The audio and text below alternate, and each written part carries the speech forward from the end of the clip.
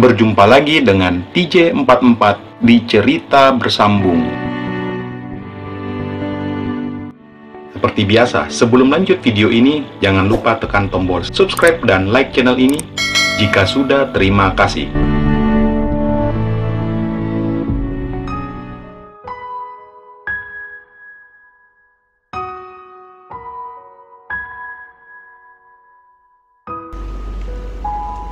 Seharian ini, Aji sibuk mengcopy semua data-data yang ia perlukan nantinya saat berada di Manado.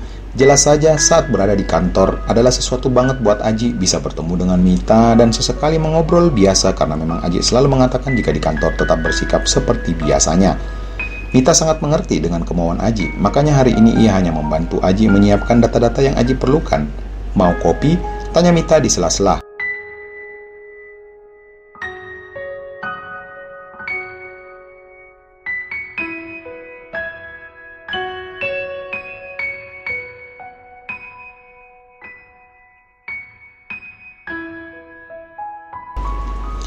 Boleh deh, jawab Aji namun tak mengalihkan matanya di depan laptopnya.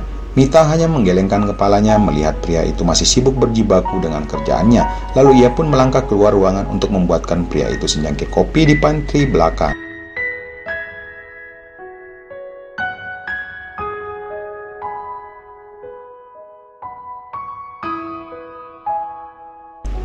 Tak lama, Mita kembali ke ruangan dengan membawa secangkir kopi. Nih, ujar wanita itu sambil memberikan ke Aji. Thanks ya. Aji hanya sesaat menoleh sambil tersenyum lalu kembali sibuk dengan laporannya. Mita mengembungkan kedua pipinya lalu kembali ke mejanya. Ia menatap Aji yang sibuk dengan laptopnya, kemudian tersenyum setelah memikirkan beberapa kejadian-kejadian yang menurutnya sangat indah. Makin hari rasa sayangnya terhadap Aji makin besar, apalagi hubungan mereka sampai sekarang makin.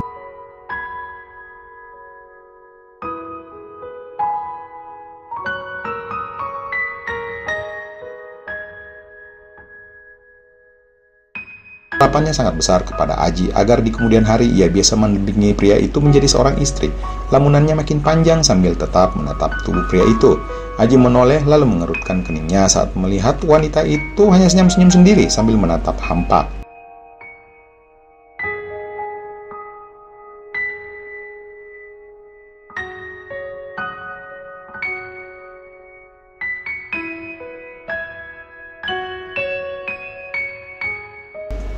Kenapa senyum-senyum sendiri? Tanya Aji membuat Mita gelagapan sendiri. Enggak, hehehe. Aji hanya menggelengkan kepalanya lalu kembali melanjutkan kerjaannya. Kapan jadinya ke Manado? Tanya Mita. Kata Pak Putu sih Sabtu nanti, biar sekalian aku punya waktu untuk nyari-nyari tempat tinggal hari Minggunya. Jawab Aji tanpa mengalihkan pandangannya.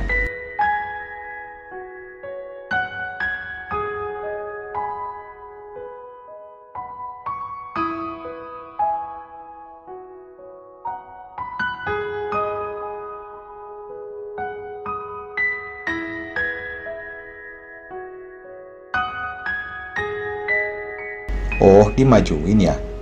Aji berdehem membuat Mita cemberut. Nanti malam kamu sibuk nggak? Tanya Mita lagi.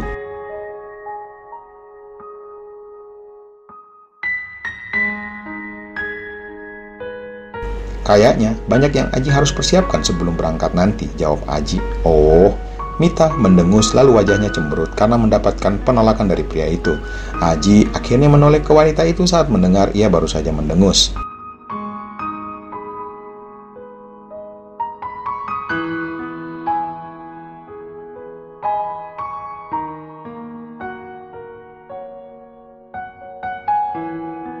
Hehe, kenapa emangnya? Tanya Aji tersenyum. Kan Aji udah mau berangkat. Salah ya kalau Mita pengen tiap hari bareng terus sebelum nantinya ninggalin Mita di Makassar. Hehehe, kayak nggak akan ketemu aja, kata Aji. Ya kan pasti kamu bakalan sibuk banget di awal-awal, ujar Mita. Tapi kan tetap aja bisa nelpon-nelponan. Tapi janji ya, Aji nggak bakalan macam-macam di sana. Mita masih terlihat cemberut di depan Aji.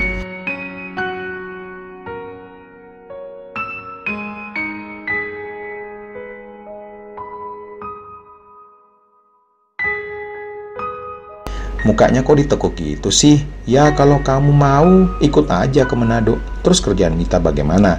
Hehe, bercanda, jawab Aji. Sabar, kalau Aji udah siap, nanti Aji jemput kamu di Makassar.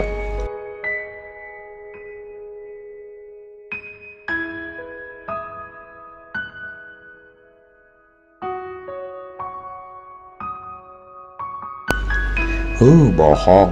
Udah masih di kantor, kata Aji yang tak lagi ingin meladenin wanita itu karena mengingat kondisi masih di kantor. Gak keluar ke lapangan, tanya Mita.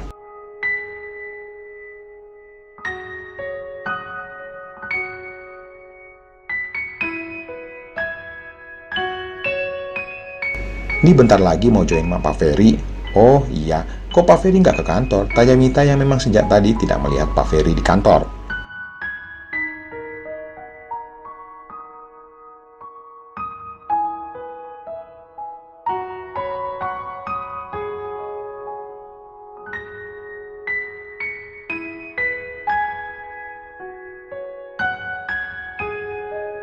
Oh, dia lagi nganterin anaknya ke sekolah bareng istrinya. Kebetulan ada acara penerimaan raport. Oh gitu toh. Aji tersenyum kembali lalu melanjutkan kerjaannya di depan laptop.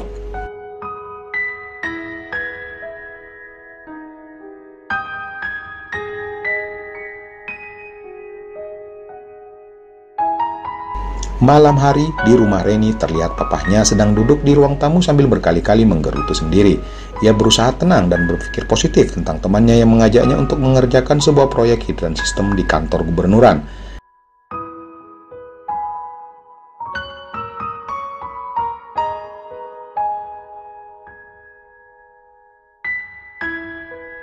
Nilai proyeknya lumayan besar, bisa dikatakan jikalau proyeknya gol maka keluarga Reni akan kaya mendadak. Bayangkan saja nilai proyeknya sebesar 7 miliar, sedangkan Pak Haji dijanjikan bagi hasil dengan temannya itu. Semua urusan-urusan administrasi lumayan lancar. Bahkan beberapa kali Pak Haji ikut menemani Pak Amran dalam mengurus berkas-berkasnya. Sampai saat itu Pak Haji tak pernah berpikiran macam-macam tentang Pak Amran. Apalagi sudah 2 kali Pak Haji dipertemukan dengan ketua tender yang memang salah satu petinggi di kantor gubernuran. Akhirnya Pak Haji memberanikan diri mengambil pinjaman dana di bank dengan nilai yang cukup besar.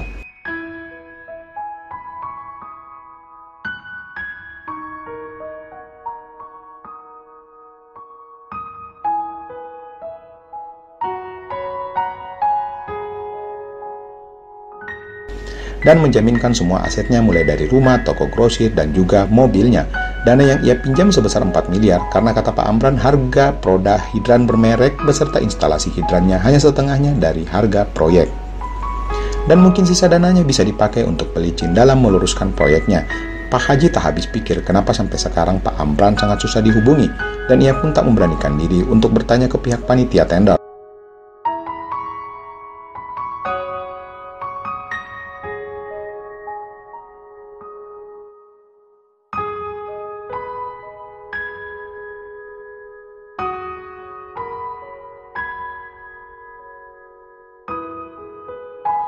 Karena memang selama ini yang mengerjakan hanya Pak Amran seorang. Dia hanya ikut beberapa kali hanya untuk memastikan saja. Memang sih Pak Haji sangat yakin bahwa Pak Amran lah yang menjadi pemenang tender itu sendiri.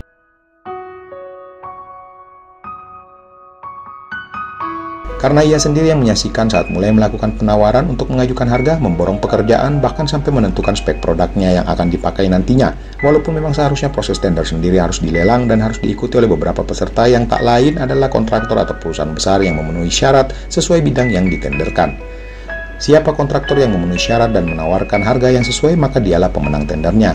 Namun di depan mata Pak Haji bahwa tender akan dilakukan hanya sebagai formalitas semata, dikarenakan pihak pemenang tender sudah ditentukan oleh pihak panitia.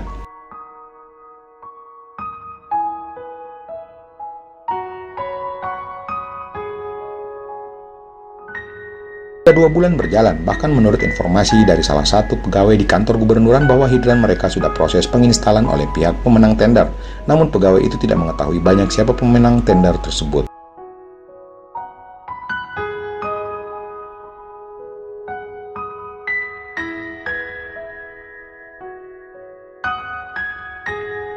Dikarenakan yang ngerjain proses penginstalan memang dari pihak perusahaan Gunebo yang punya produk itu sendiri.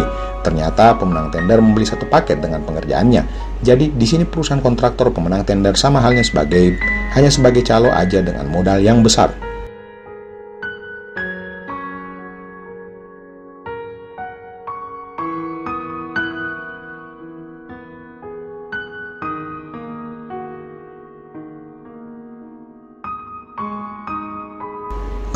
Pak Haji tak hentinya mencoba berpikir positif dan menahan emosinya. Namun yang namanya uang sangat susah membuat orang untuk sabar dan berpikir positif.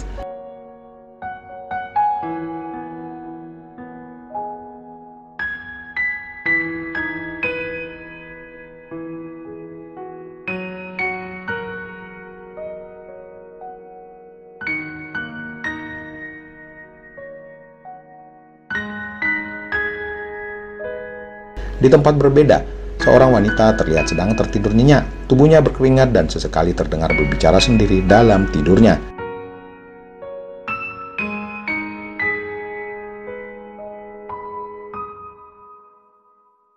Mimpi itu, seorang wanita pagi ini sedang menyiapkan sarapan pagi buat sang suami yang baru setahun ini menikahinya. Wajah wanita itu sangat cantik, dengan dua bola mata yang indah membuat sang suami tiap hari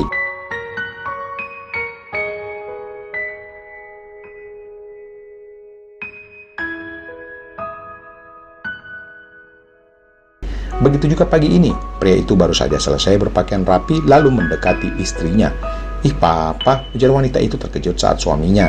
"Biarin, lagian dia kan masih tidur," ujar sang suami yang tersenyum.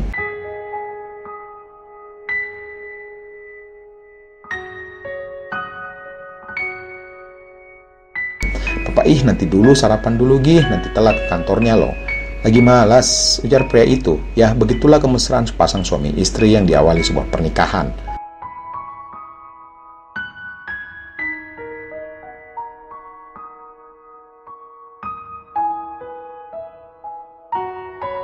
Dan hampir tiap pagi, pasti mereka tak pernah lupa untuk menyelesaikannya. Tak jarang juga wanita itu yang memang belum membiarkan suaminya sendiri, seringkali melakukannya saat sang suami sudah berangkat ke kantor.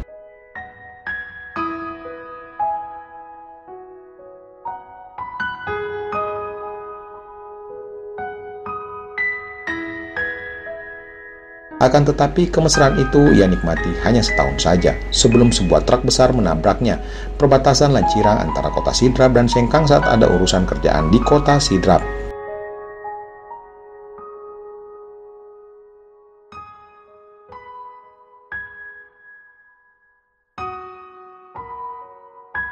Wanita itu yang sibuk bermain dengan sang bayi yang baru berumur 4 bulan tiba-tiba menerima telepon dari kantor. Seketika itu, ia menangis dan histeris sejadi-jadinya karena baru saja mendengar kabar bahwa suami tercinta telah tiada.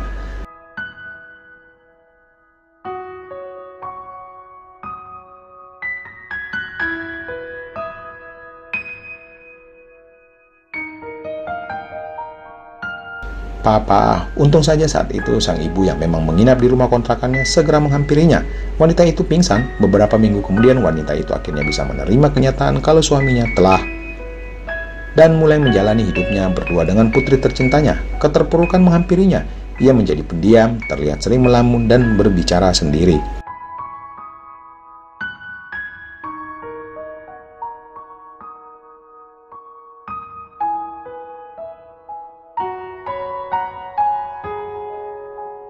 Akhirnya pihak keluarga memeriksakan dirinya ke dokter spesialis dan hasilnya ia mengalami depresi dan harus dirawat di rumah sakit.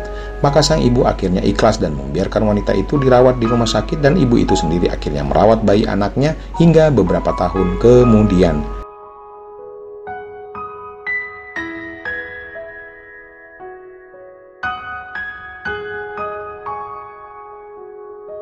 Wanita itu terbangun dari mimpi buruknya. Ia kemudian duduk di ranjangnya sambil mengusap wajahnya. Kedua matanya sudah berkaca-kaca saat baru saja mengingat mendiang suaminya. Sekilas ia menoleh ke samping dan ternyata seorang gadis kecil masih tertidur nyenyak.